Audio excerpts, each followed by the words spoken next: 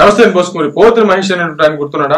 జనసేన పార్టీలో చాలా క్రియాశీలకంగా తిరిగినటువంటి వ్యక్తి. కానీ లాస్ట్ ముందు వచ్చేటువంటి సమయానికి పొత్తులో భాగంగా ఆయన అనుకున్నటువంటి సీట్ ఆయనకి రాలేదు. ఆ రాకపోవడంతో జనసేన పార్టీని వ్యతిరేకించేసి జనసేన పార్టీ మీద విపరీతంగా విరుచుకుపడేటువంటి ప్రయత్నం కరెక్ట్ ఎలక్షన్స్ వచ్చేటువంటి సమయానికి ప్లేట్ ప్రయాణం చేసి వైసీపీ పార్టీలో గెలిపారు. అప్పుడు ఏంటంటే అప్పుడు ఉన్నటువంటి ఊపును బట్టి చాలా పథకాలు ఇచ్చేశారు జగన్మోహన్ రెడ్డి గారు. ఖచ్చితంగా వైసీపీ పార్టీ గెలుస్తుంది అనేటువంటి లెక్కలో పోతుని మహేష్ గారు తెలివితో ఆలోచించారో ఇంకెట్లా ఆలోచించారో తెలియదు కానీ మొత్తానికి అయితే జనసేన పార్టీకి దూరం అయిపోయి ఆ పార్టీలో జాయిన్ అయినటువంటి పరిస్థితులు ఉన్నాయి. ఆయన ఎంత ట్రై చేసినా కూడా కూటమి గెలుపుని మాత్రం కొద్దిగా కూడా ఆపలేకపోయాడు ఆ పోతుని మహేష్ అనేటువంటి ఆయన. ఇప్పుడు ఆయన గురించి కొంతమంది విపరీతంగా మాట్లాడుతున్నటువంటి పరిస్థితులు అయితే ఉన్నాయి. ఏం ట్రై అయ్యానంటే ఇప్పుడు ఆయన అంటే జనంలోకి వెళ్తున్నారంటే జనాల్లో మీకు ఏం సమస్యలు ఉన్నాయి, ఏంటి, వాటి అని తెలుసుకుంటారంట. ఏది 1.5 సంవత్సరానికి. మరి మామూలుగా అయితే 2 సంవత్సరాల తర్వాత 3 సంవత్సరాల తర్వాత అయిపోయిన తర్వాత పరిపాలన ఎలా ఉందమ్మా ఏంటి అనేటువంటి విధంగా ఆ సమస్యలు తీసుకుని ఆ సమస్యల మీద ముందుకెళ్లేటువంటి ప్రయత్నం చేస్తే ఓకే, ప్రతిపక్షాలు కాబట్టి అలా చేయడం తప్పేం కాదు. కానీ పోతుని మహేష్ అనేటువంటి ఆయన ఎలాగైనా సరే జనసేన పార్టీ మీద కక్ష తీర్చుకోవడానికి లేకపోతే కూటమిని ఓడించేసి నేను వైసీపీ పార్టీ గెలిచేస్తే నేను నాకు పదవులు వచ్చేస్తాను మొత్తానికైతే ఆయన ప్రయత్నం చేస్తాడో ఆయన తప్పేం కాదు. కానీ ఈయనకి ఇచ్చేటువంటి బిల్డప్ ఏదైతే ఉందో ఇది కరెక్ట్ గా లేదనేది నా అభిప్రాయం. టోటల్ ఏంటంటే మామూలుగా ఇప్పుడు ఎగ్జాంపుల్ చెప్పాలంటే ఇంతకు ముందు రాపాక వరప్రసాద్ అనేటువంటి ఒక ఆయన ఉండేవాడు రాజు, ఇంతకు జనసేన పార్టీ తరఫున గెలిచినటువంటి ఏకైక ఎమ్మెల్యే. ఆయన ఏమైపోయాడు అసలు? ఏడున్నాడు అసలు? ఆయన ఎక్కడున్నాడు ఏం తెలియదు. ఈ పోతుని మహేష్ అనేటువంటి ఆయన వాస్తవాన్ని గ్రహించకుండా వైసీపీ పార్టీలోకి వెళ్ళిపోయి జనసేన పార్టీ మీద నిందలేస్తూ విపరీతంగా విచ్చలవిడిగా ఆయన ప్రవర్తించినటువంటి పరిస్థితులు అయితే ఉన్నాయి. ఇప్పుడు ఆయన వెళ్ళి గ్రౌండ్ లెవెల్లో సమస్యలు తెలుసుకుంటాడంట. ఏంటి ఆ సమస్యలు ఏంటి అని అంటే ఏం తెలుసుకుంటాడు ఆ సమస్యలు అంటే రోడ్లకు సంబంధించో లేకపోతే ఇంకో సంబంధించి నువ్వు ఎక్కడికైనా వెళ్ళండి ఏదో ఒక సమస్య ఖచ్చితంగా ఉంటుంది. అందుకని చెప్పేసి లోకేష్ గారు ప్రజా దర్బార్ నిర్వహిస్తున్నారు.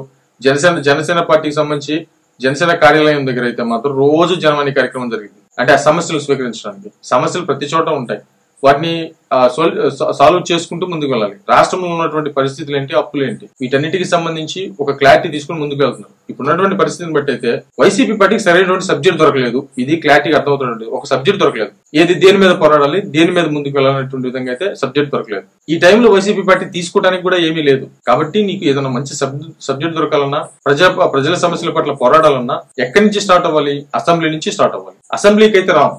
అసెంబ్లీలో ఒక ప్రాబ్లం వచ్చినప్పుడు దాన్ని అసెంబ్లీలో చర్చించిన తర్వాత ఆ చర్చించినటువంటి దాన్ని ప్రభుత్వం పట్టించుకోకపోతే రోడ్ల మీదకి వెళ్ళాలి, ప్రజల్లోకి వెళ్ళాలి. ఇది ప్రాసెస్. అసలు మనం చర్చించట్లేదు కదా, అసెంబ్లీకి వచ్చి మనం చర్చించట్లేదు. ఇప్పుడు ప్రజలకి సమస్యలకు సంబంధించి ప్రభుత్వం పరిపాలన చేసుకుంటూ వెళ్తుంది. ప్రజలకు సంబంధించిన సమస్యలు ఎలా తెలుస్తాయి? అది ప్రతిపక్షమే లేవనెత్తాలి. అంటే ప్రతిపక్షంలో ఇప్పుడు ఉన్నటువంటి వ్యక్తి ఇప్పుడు మామూలుగా యాజ్ ఎ రూల్ ప్రకారం ప్రతిపక్షం వస్తుందా రాదా అనేది యాజ్ ఎ రూల్ ప్రకారం తీసి పక్కన పెట్టండి. కానీ ప్రతిపక్షం హోదా ఖచ్చితంగా జగన్మోహన్ రెడ్డి గారి ఆ పాత్ర అయినా పోషించాలి. ఆయన అసెంబ్లీకి రావాలి, అసెంబ్లీకి వచ్చి సమస్యలు లేవనెత్తాలి.